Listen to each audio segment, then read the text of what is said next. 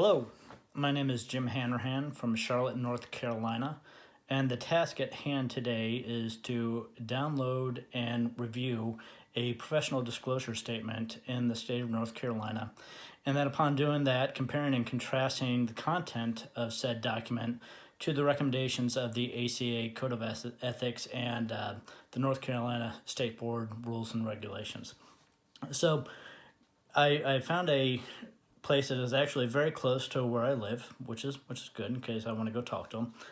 And going through it, it pretty much covers all the information. It's a very straightforward document, and they start out with talking about the purpose of the statement is to inform the client of their credentials, professional services they offer, fee schedule, therapeutic orientation, et cetera, et cetera, et cetera. Which of course this aligns very well with the licensed professional counselor professional disclosure statement, which is found at the North Carolina Board website. Following that, she goes through her education and credentials, which is very thorough. She lists all of her certifications. She's an MA, an NCC, an LPC, and then she goes into her counseling experience, which she describes she has 10 years of counseling experience working with adolescents and families, all the way down to group counseling and a bunch of other things in between.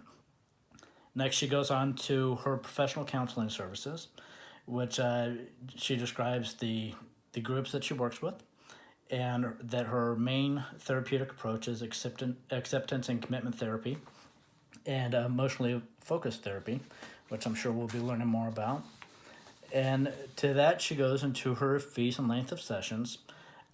She does actually a very thorough job here of discussing the length, which is about 50 minutes, and that she uses the remaining time in the hour for paperwork and notes, which is good because I think most people have it in their mind that they need to be in there for the full 60 minutes, but I think explaining to the client that you need that time for admin is very important.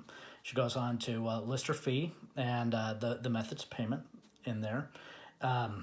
Talks about her missed appointments and that the client will be charged unless they cancel in 24 hours in advance. And then if they become a repeat offender, then they are going to be responsible for the full fee. And additionally, which I do appreciate this, she states that after 3 missed sessions that she does reserve the right to terminate the professional counseling relationship, which I think it's good to establish those boundaries. Then she goes on to state that she is contracted with Carolina's Behavioral Health Alliance, and she will provide a bill that if they are not able to, if she's not able to take insurance payment on site, that she can provide them a copy if it's out of network, and they can submit it and whatever reimbursement they can get. Next, she goes to her confidentiality and informed consent, and it goes over the basics, and I think this is kind of a weak part of what she's talking about.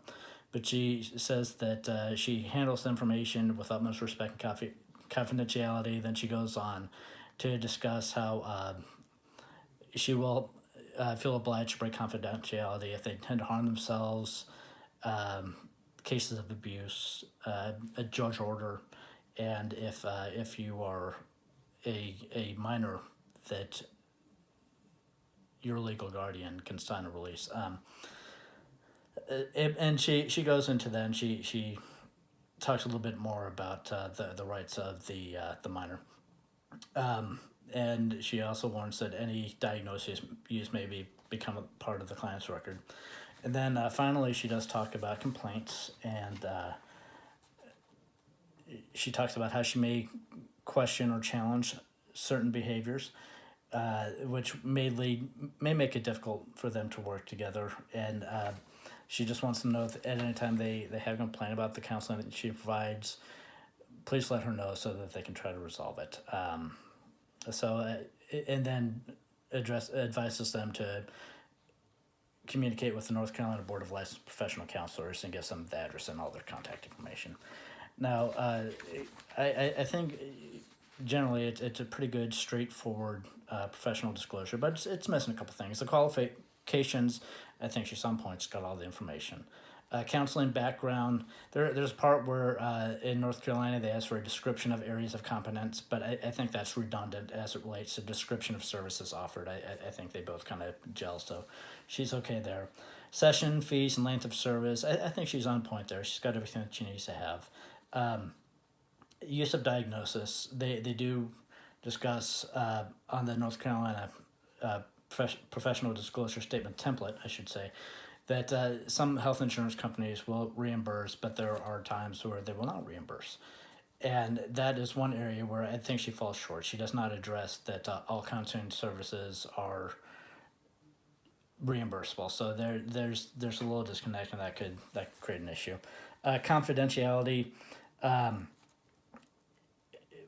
She doesn't really address what she's going to do with the records, how she stores them, and I think she's missing an opportunity to give the client some peace of mind there. But overall, I would say that she does there's some areas where she's weak, but she's covered the bare minimum. So I think she could flesh it out a little bit and make the document a little bit longer. And at the end, it does not describe in her professional disclosure that this is a binding contract, and I think that needs to be established as well. I think in terms of what I think was very interesting in the Sanders Christian Counseling Ethics, Chapter 4, and actually he brings up a question that starts on page 95, and basically says, while consigned consent forms are very important from the standpoint of risk management, there are admittedly times when their use may be somewhat awkward. If presented with poor timing and taste, they could make the establishment of rapport difficult. For example, client in crisis, and you spend most of the first session going over the therapeutic contract rather than receiving immediate assessment information would be inappropriate. And I thought that was pretty fascinating, because my question is, what is that tipping point that you decide that, wait a second, I've got a client that's in serious crisis here, and we need to get to work right now, but I've also got to take care of my administrative paperwork. So I think that is a fascinating thing, because I think at the end of the day, I know for myself, I just want to get in there and help, and I know that if someone comes into me and they're really at crisis, it's going to be hard for me to sit down and patiently walk them through this form when they need my help. So that's my question for the day. I'd love to hear some feedback on that, and I appreciate y'all listening to me, and we will talk again soon. Thank you.